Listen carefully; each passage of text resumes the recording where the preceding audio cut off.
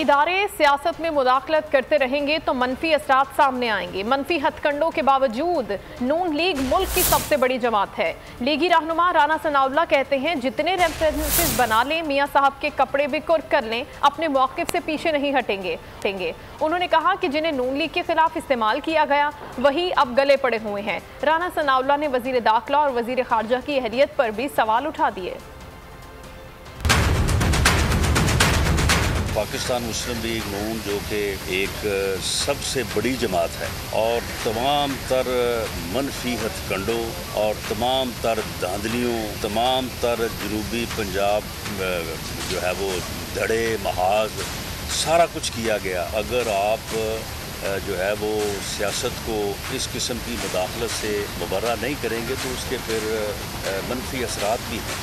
मामला ये है कि ये जो मर्ज़ी कर लें, ये मियाँ नवाज शरीफ के तन के कपड़े भी जो है ना उनको कुर्क कर दें। इंशाअल्लाह ताला जिस रास्ते पे हम चले हैं इसको जो है वो पाया तकमील तक पहुँचा के छोड़ेंगे।